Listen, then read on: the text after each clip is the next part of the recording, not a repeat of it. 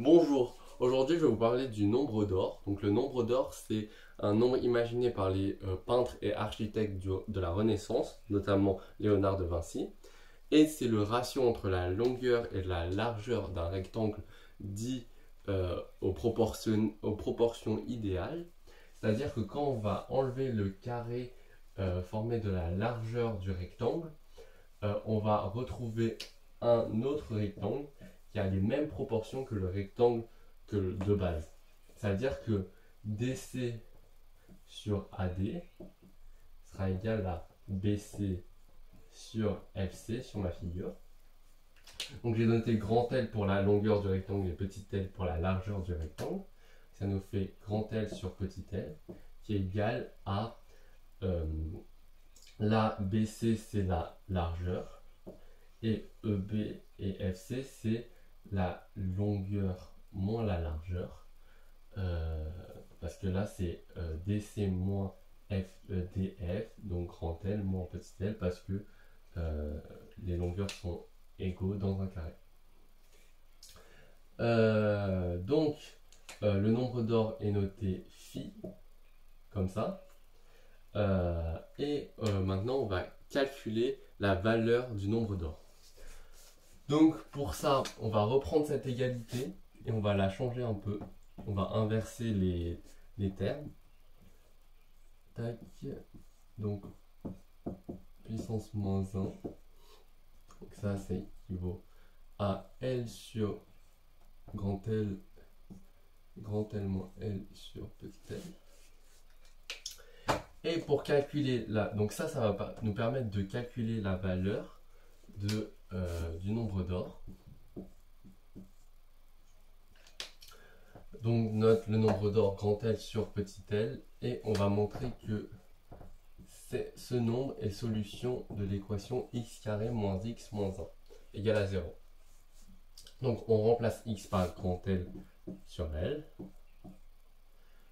moins grand L sur L, moins 1. Non, pas égal à 0.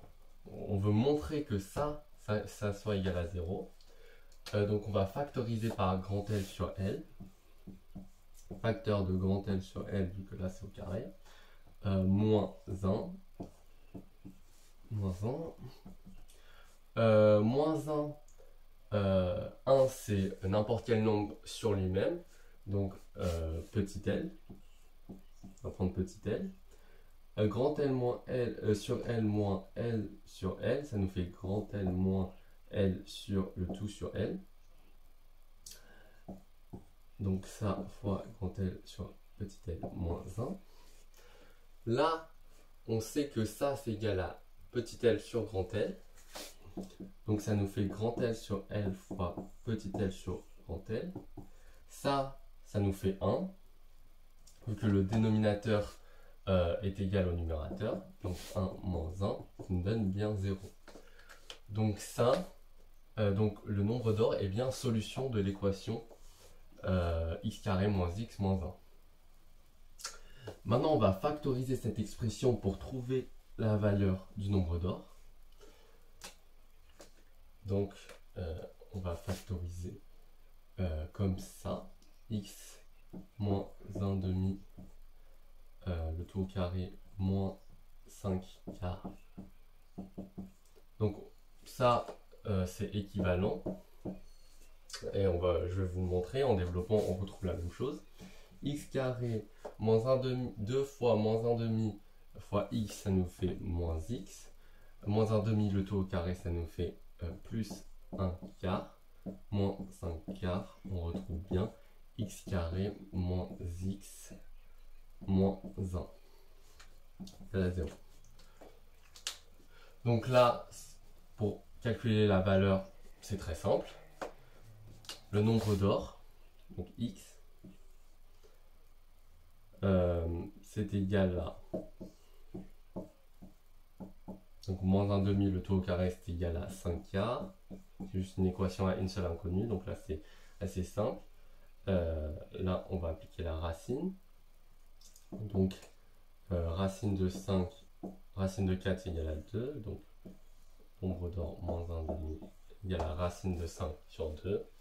Et le nombre d'or, c'est égal à racine de 5 sur 2 plus 1 demi est égal à 1 plus racine de 5, le tout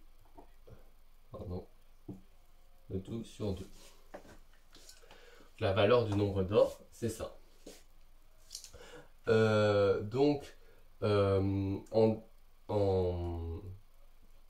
Avec ces vidéos, je vais vous montrer comment calculer une racine infinie. Donc c'est un rapport avec le nombre d'or et je vais vous montrer pourquoi. Donc là, le nombre d'or, c'est égal à 1 plus racine de 5. Mince, je me trompe encore. Le tout sur 2. Tac. Je vais vous montrer comment calculer une racine infinie. Donc par exemple, une racine infinie, c'est racine de 1 plus racine de 1 plus racine de 1 plus etc. Et les racines se prolongent. On veut savoir, et ça converge vers un nombre. Donc pour ça, on va noter x, ce nombre. On va mettre au carré, donc ça nous fait x carré égale à. Donc ça, on enlève cette racine, donc ça fait 1 plus racine de 1 plus racine de 1 plus, etc. Là, on retrouve x, donc en fait, x carré égale à 1 plus x. Et ça, en mettant tous les termes à gauche, x carré, ça nous fait x carré moins x moins 1 égale à 0. Et en fait, on retrouve l'équation qu'on a utilisée pour trouver le nombre d'or. C'est-à-dire que cette racine infinie converge vers ce nombre, vers le nombre d'or. Maintenant, essayons de voir comment on fait pour d'autres nombres que 1 par exemple. Sous la racine, il y a d'autres nombres. Donc en fait, on va faire la même chose. Par exemple, racine de 3. Plus racine de 3 à l'infini, plus racine de 3, plus etc. Donc on note x ce nombre encore, on élève au carré, qui nous fait 3, plus racine de 3, plus racine de 3, plus etc. Ce nombre c'est x encore, ici carré, il y a 3 plus x. Donc on voit que la seule chose qui est changée c'est le 3. Moins 3, moins x. Bon, plus le note comme ça. Et du coup là, on peut factoriser on va retrouver la valeur de x. J'espère que cette vidéo vous a plu sur le nombre d'or et sur comment calculer des racines infinies où sous la racine il y a une somme infinie.